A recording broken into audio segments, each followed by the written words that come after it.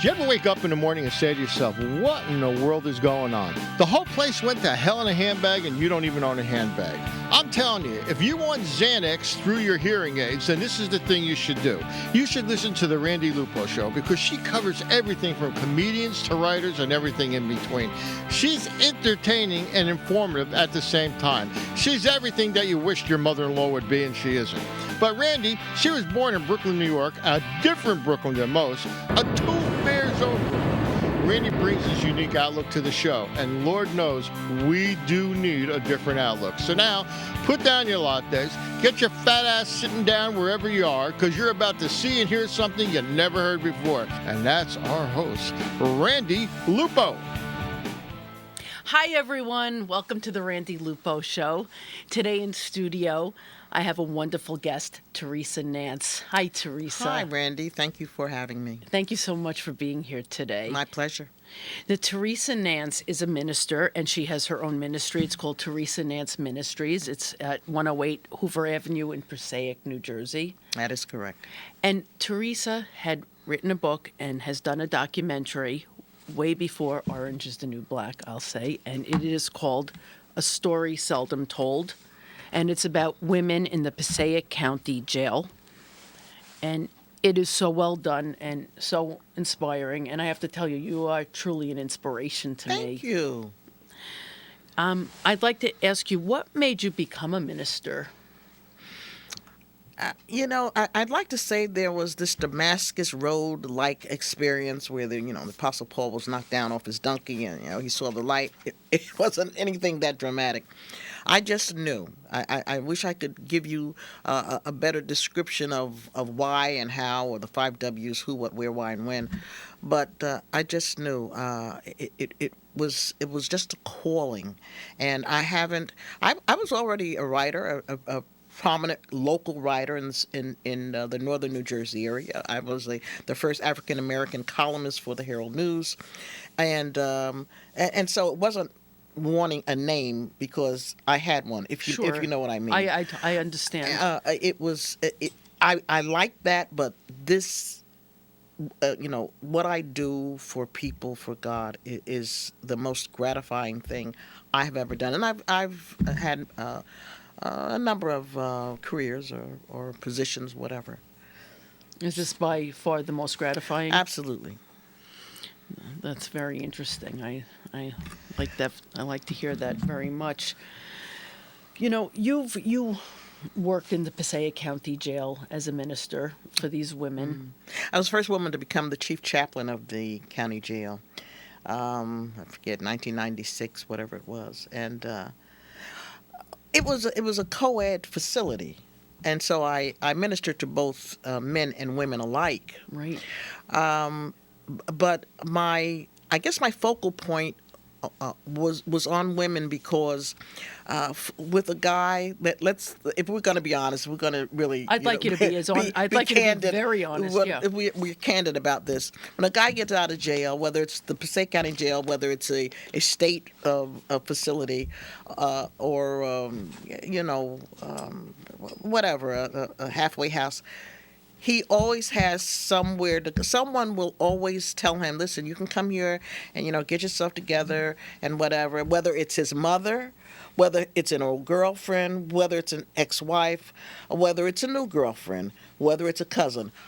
The female population does not have that particular privilege. Someone will say about a woman who's incarcerated, and by the way, before anybody wants to know out there in television land, no, I've never been to jail, thank you very much, but a woman who is incarcerated and then released, 9 times out of 10, especially if she, the recidivism rate for going back to jail is, 80%.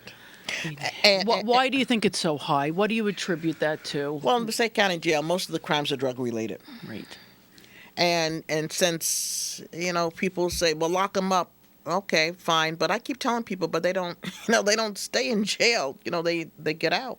So the woman gets out of jail, and 9 times out of 10, she's estranged from her family. Right. There's no guide to take her in or whatever. So she goes back to what she knows. What she knows is prostitution. And so it becomes a vicious cycle. And of course, she's picked up by, the police officers who are on patrol, and she's thrown back into jail, and it's just a vicious cycle. Could we roll in clip one? I'm in a lot of pain. Spiritually, I feel dead. But I know there's help for me if I'm willing to listen. And that's just like a big thing for me, listening and changing. So I think I'd be listening. I think I'd just be really hearing it, and doesn't have any depth in my soul. I don't know. I don't know what's wrong with me. Why I got to keep coming back here, or why I can't change, or why I just can't get it right. And right now, I'm spiritually. I just really feel spiritually dead. Some days I feel blessed, and then some days I feel very sad and lonely. And I don't know, I just be wishing I could go home. The first time that I was here, I came home and I was doing the right thing. I was going to church, and then I stopped. And, I found myself back in this place. I'm kind of glad that I'm back here, because now it's like I'm getting me back in touch with God. Because when I started going to church, that's when everything started falling apart for me. I can't talk to my mom, and I wish I can. But she had moved, and I can't get in contact with her. She told me that she doesn't want nothing to do with me, but I'm trying not to believe that, because she's only doing it because she's mad at me because of my lifestyle. And I am so scared, because tomorrow I go home, and I don't know where I'm gonna go. I just don't know what I'm gonna do, because I'm just going out there to nothing right now, and I'm real scared. Theresa, wow, these are not actresses. Not at all. These are real women. Yeah. This is the real McCoy, as they would say. Now, what made you do this documentary? What? Because, as you know, the title is it's a story seldom told. Because you never hear about. Well, today you do. Remember, this was produced in I think 1998 or 1999. So there really wasn't much talk about women incarcerated. Right. You saw Scared Straight and the Big House, or whatever movie that was produced about men incarcerated, but seldom did you see anything about women. In fact, oftentimes people would say, "What do you mean she went to jail?"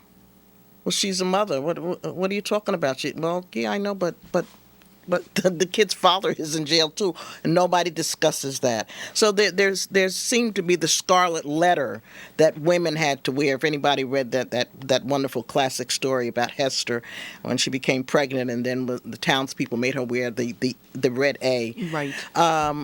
And so there seems to be a stigma about women going to jail more so than a guy. One woman told me everybody likes an ex-junkie as long as it's a male. And so I wanted to put light on the subject, as it were, and I was, I must say, the former sheriff, Passaic County Sheriff Edwin Englehart, allowed me to bring cameras inside the facility. That doesn't happen very often. Exactly. I was amazed when I saw this. Yeah, and that's why I think it's very important to let people know that these are not actresses, that these are real women that were incarcerated. Yes. And this is the real deal here. Yeah, and this is their story.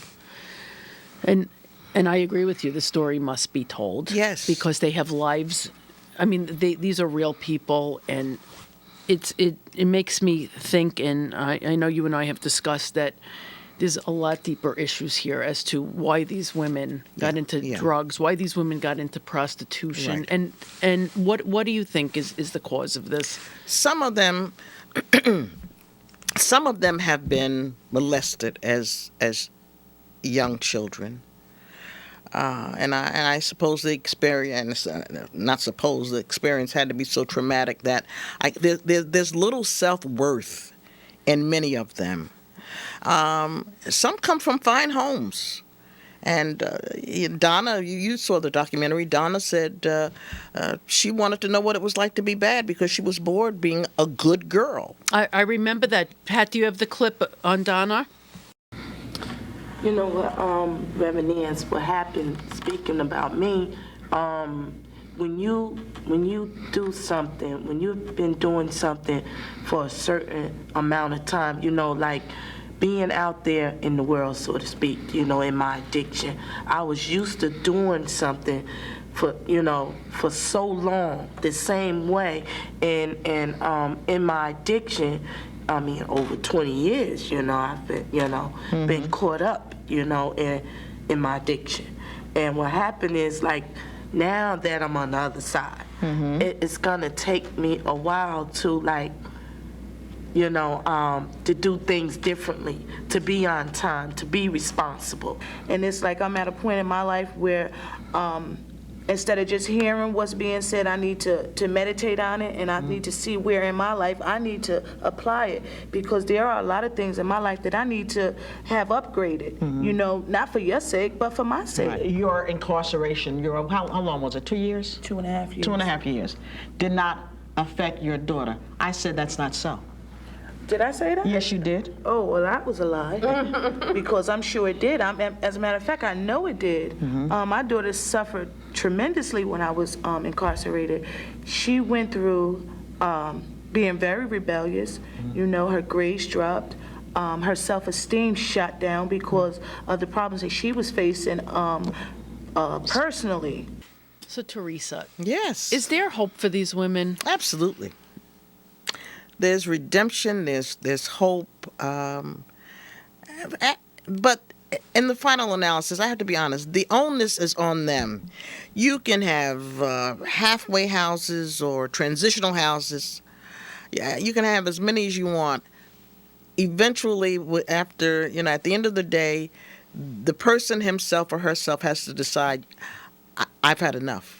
You know, and only then can people from the outside come and work with them and give them the discipline that most times their lives are so chaotic, so undisciplined. Right. And when you talk to them, when I used to say, well, you're going out there and you know you're engaged in prostitution and these guys come along and you know they beat the heck out of you and you know whatever else goes on, and they would agree. They would say, Reverend Nance, we know you're right about what you're saying. We know you're absolutely right, but hear me well. They said, but we find the kind of life you're talking about, we find it to be very boring. Oh, Okay. Very boring. How so? Well, this life that I said would lead them to destruction eventually, and it did in many cases. They said that it was exciting to them. I guess the prostitution, you have easy money. Yes. There's no responsibility. You know, whatever goes on, and you get the money, and then you go on to the next one, and it's just a life of being a free spirit, so to speak. But many of them really hate themselves. They'll never own up to that, but in reality, because you don't treat yourself in such a destructive way if you loved yourself.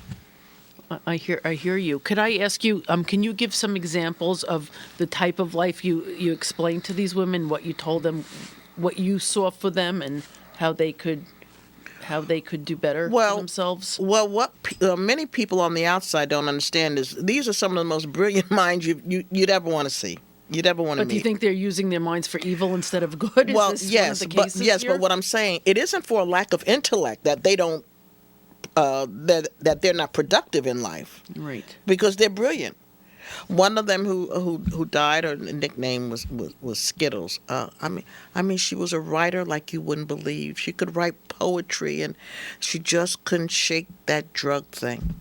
Okay, they do well. They get good jobs. I always tell people that when people used to ask me, "Well, you're over there working at that jail, Theresa. What are they like?" And I would simply say, "They're like you and me." And they go, "Well, why are you talking about?" They're like you and me. Period. Because they're but for the grace of God, right? Go I. Exactly. Okay, so they want the finer things in life. By that I mean they want they want their children to do well. They tell their children, this is not the place for you. I said, you can't tell them that. You have to show them that. Sometimes you have a mother on the upper level and a daughter on the lower level. What do you mean by that, a mother on the upper level? Well, in jail, the way it's situated, you have upper level cells and you have lower level cells. Sometimes a mother is on the upper level, or vice versa, and the daughter's, on the lower level. For sometimes similar crimes, sometimes not. But both of them, there have been times when both of them have been incarcerated at the same time. Have you dealt with those mother-daughter situations? Yes. What is that like? Well, it's tragic because if you have a mother, mother is as mother does. Yes. Okay. And if you have a mother who takes no responsibility for the fact that, maybe my child's life is like this because I was not the kind of role model she should have had or he should have had.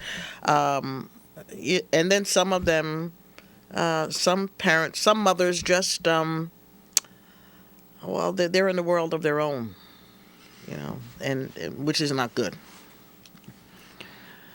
And it just perpetuates this vicious cycle. Exactly right. Exactly right. Sometimes you have 3 and 4 generations. Sometimes you have an uncle and a nephew in the cell, and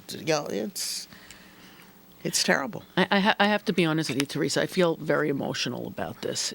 It stirs a lot of feelings in me, and I can't help but feeling sad. And well, you're sad because you see such wasted humanity, right?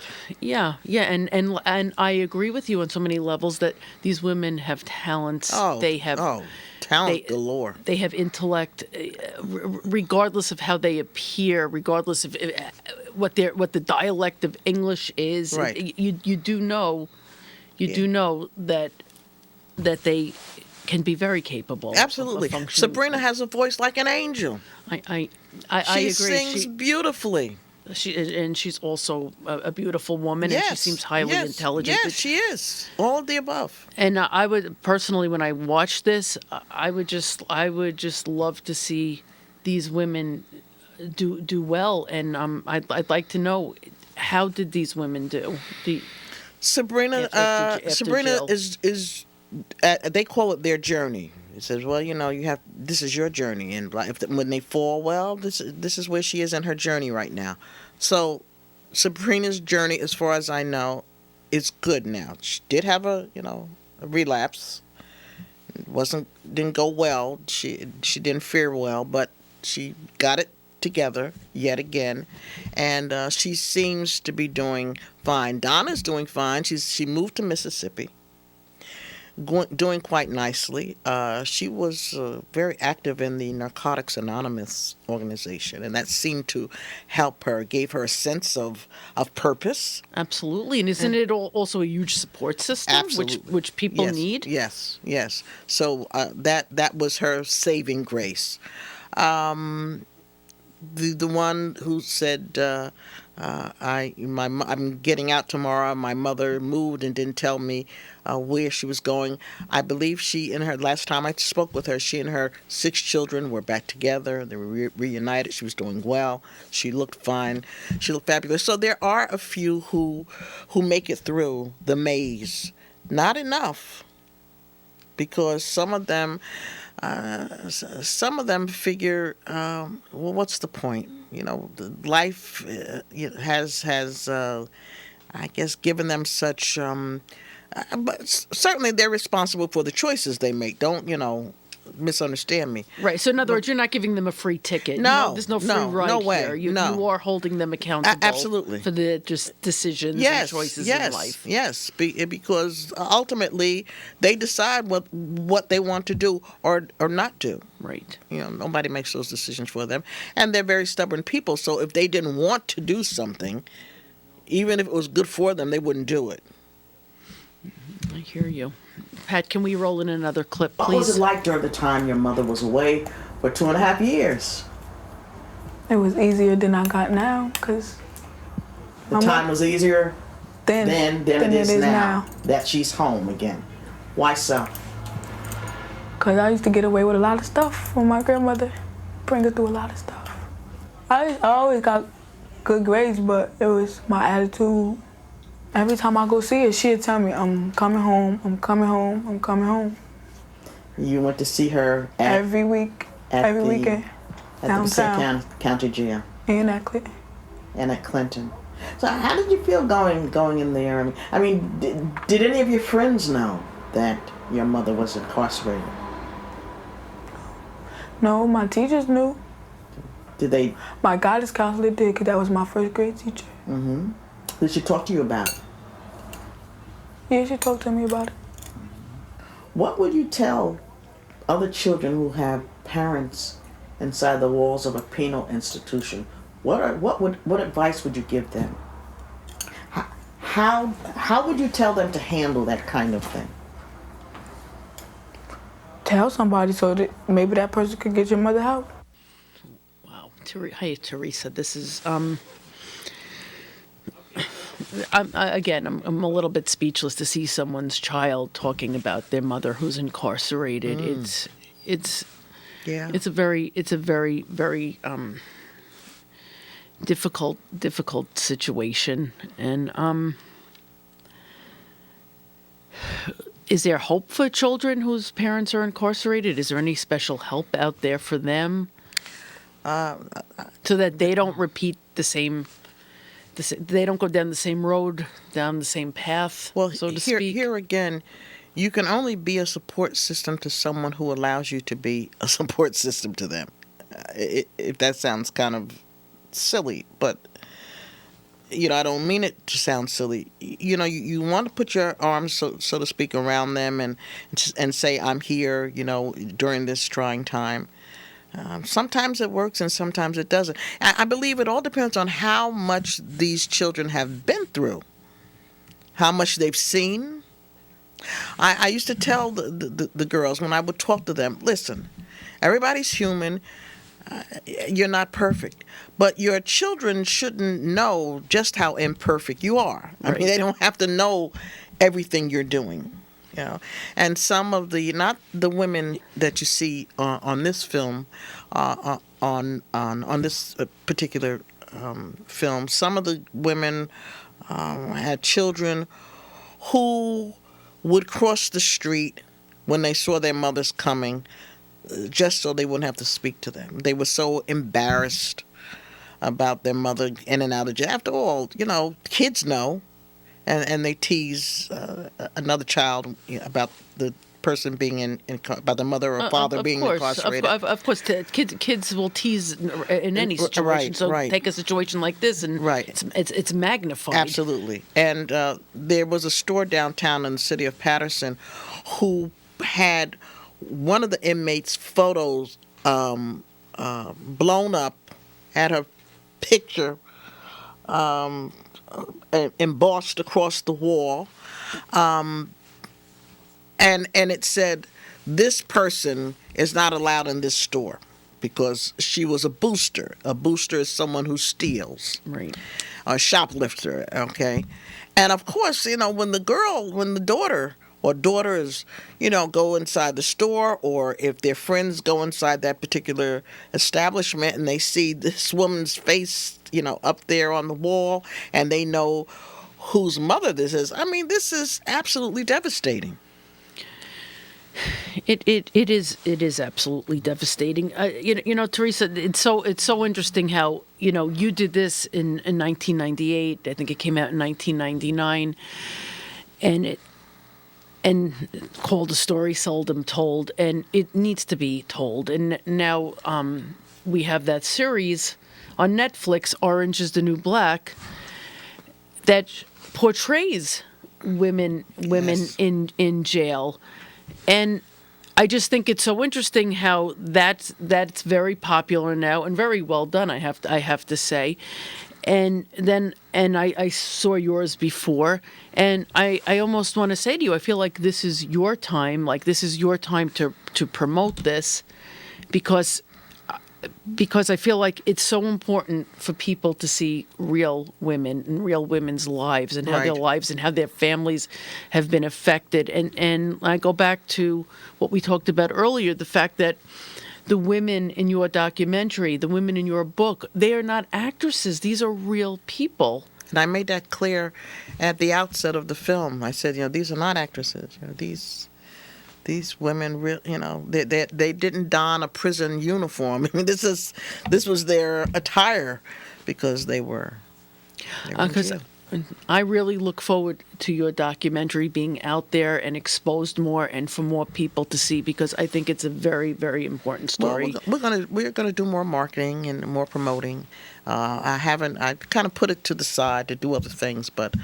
And understandably so. I realize all that you do. Right. I definitely understand that. I have a question for you. Could you talk about how the role of forgiveness could possibly help these women, or how you see it, how you see forgiveness? First, the women have to forgive themselves, okay, and some of them don't, and I think that has a lot to do with the self-medication, with the drug use, with the alcohol use. There's a lot of self-loathing, and then of course nobody wants to continue to be reminded. I imagine that you fell once, twice, three times, whatever. So you have the outside stimuli where people are not very forgiving, including the many churches. All right. Many of the men and women at the jail were reluctant to go to church, to visit a church, because they said, they're going to look at us. We're going to come in and we're going to be dressed inappropriately, and they're not going to receive us. And maybe there was some truth to that, but basically, this is not a popular ministry. This is not like Father Flanagan's Boys Town, Sure, the touchy-feely story about Father Flanagan out there in Nebraska. These are many of these people are cold, calculating human beings who have lived by their wits decade after decade. And one time I was talking with them and I said, if you saw me coming down the street and I dropped my wallet, what would you give it to me with all my money intact or not? They're quite honest. They said it all depends on what we needed at that time. Very interesting. Yeah. Very interesting. I need to ask you, aren't the courts aware that there's an 80% rate of recidivism?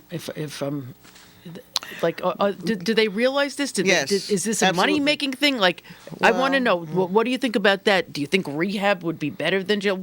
How do you see all of they've begun, the court system, I believe, the judicial system is finally beginning to see that it's costing them more money to keep somebody in jail than if they were to put them in a rehab facility for X amount of months or years, whatever it is, because it costs a lot of money to keep people inside the four walls of a penal institution. After all, they're clothed, they're fed, they get medical treatment.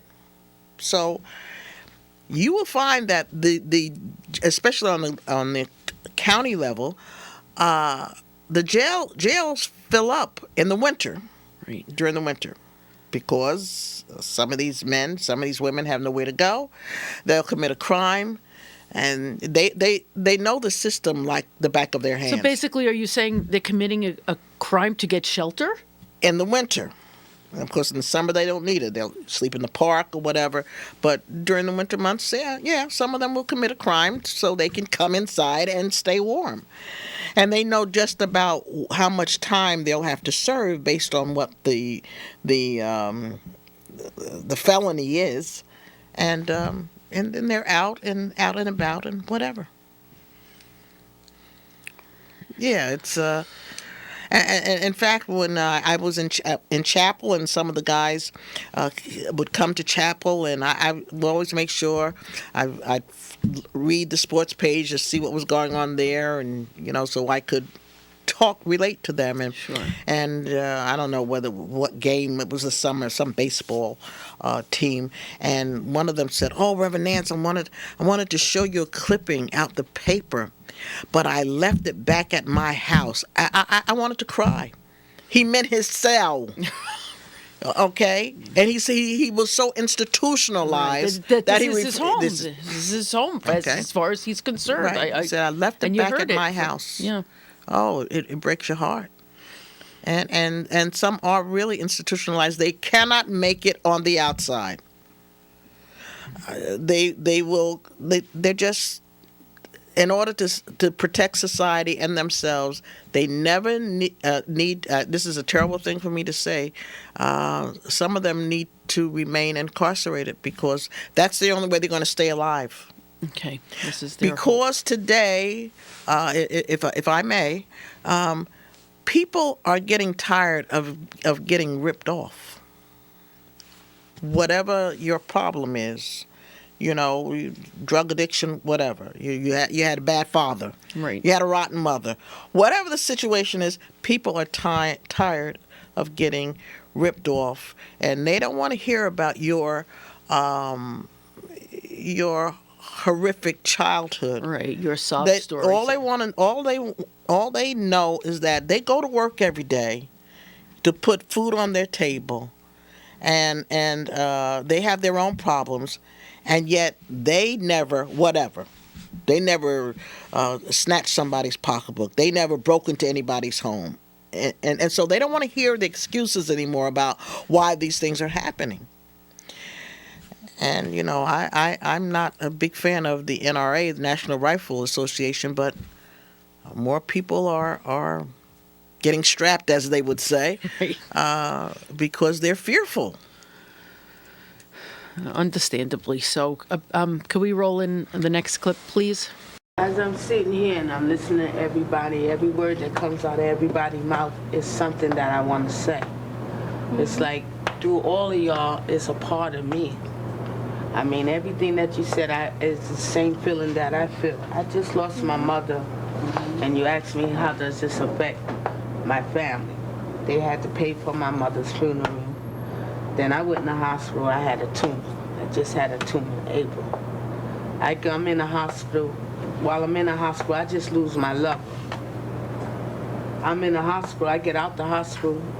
My lover's dead. My mother's dead. I lost all my furniture, all my clothes, and I went on a drinking spree. I just couldn't take it.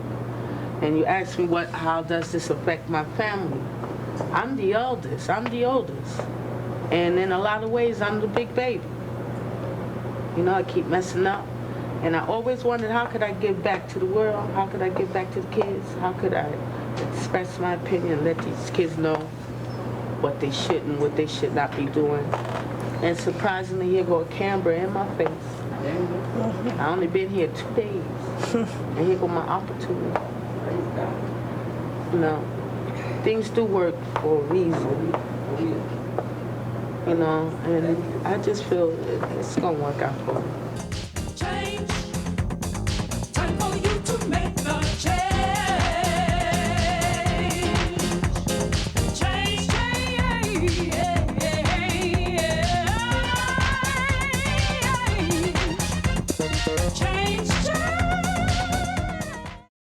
So, Theresa, how was it for you ministering these women? How did it affect your life? How did you handle yourself with them?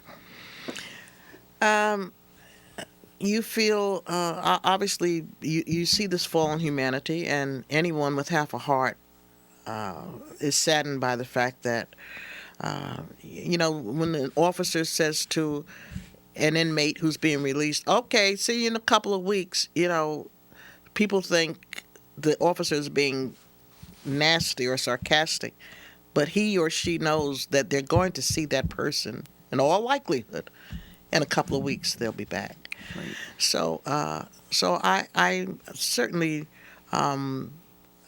troubled by the fact that many wonderful lives. You see the potential.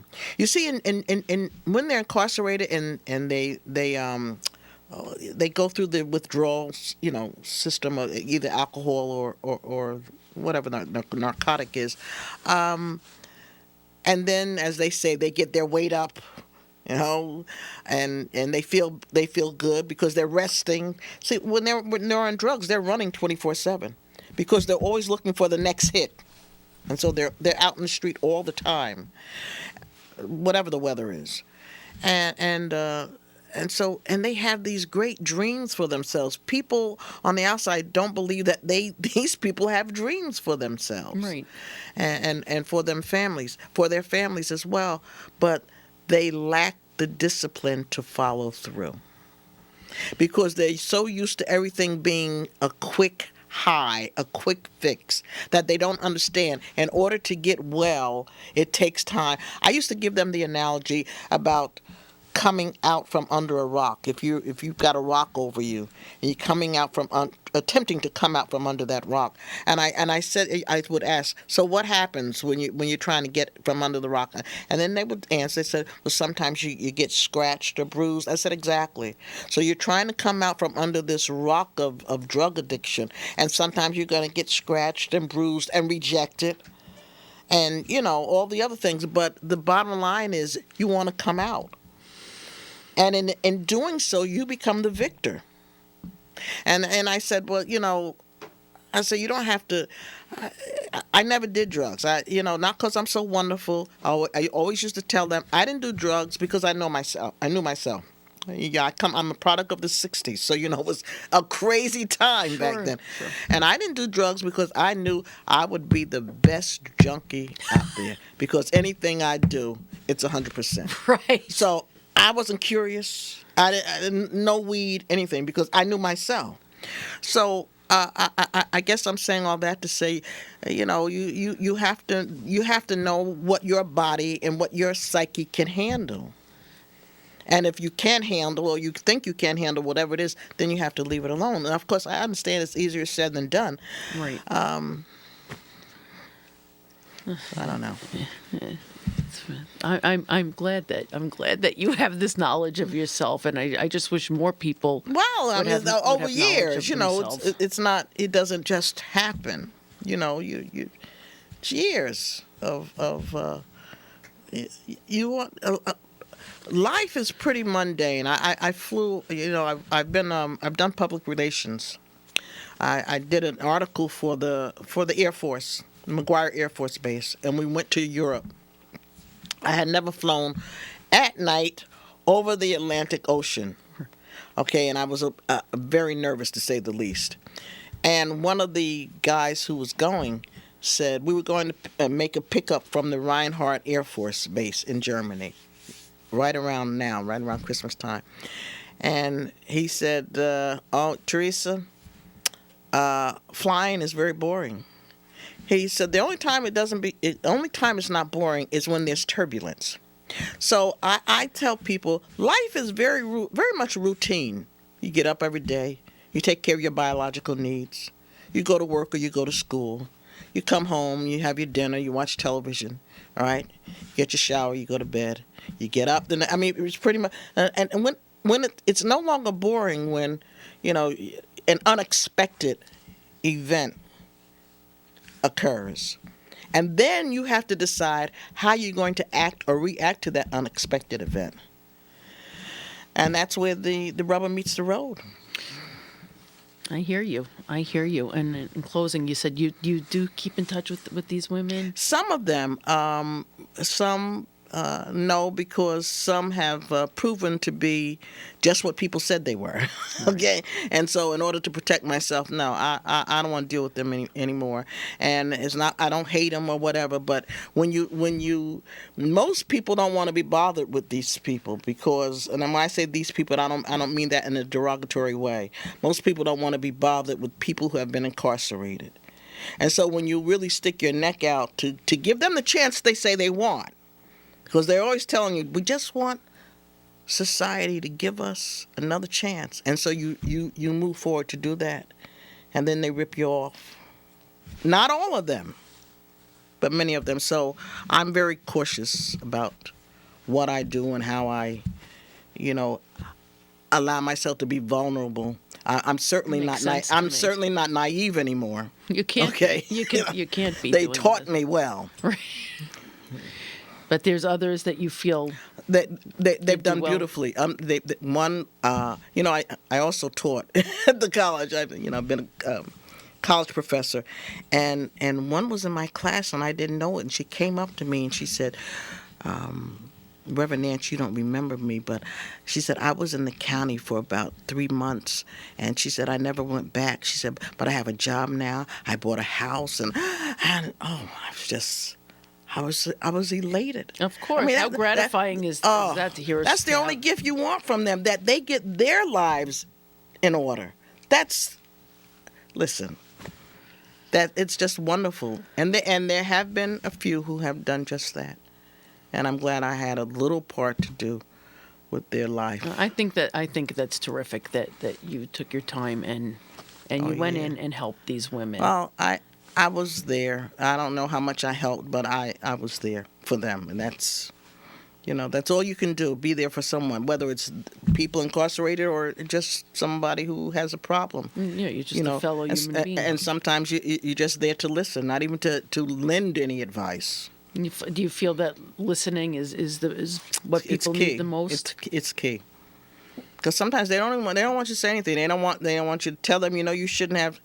They just want you to listen, because they have to vent. Makes sense. Yeah. Makes sense. Yeah. Thank you so much for being here today. Thank you for inviting me. It's been a pleasure. Thank you, Theresa. Again, this was Theresa Nance, and her documentary is The Story Seldom Told, and you need to see it. You need to read it. And you'll be touched also. Thank you. Thank you. Hey everybody, thanks for watching the Randi Lupo Show. Thanks for checking out the show. Be sure to follow Randi on Twitter at Randi Lupo.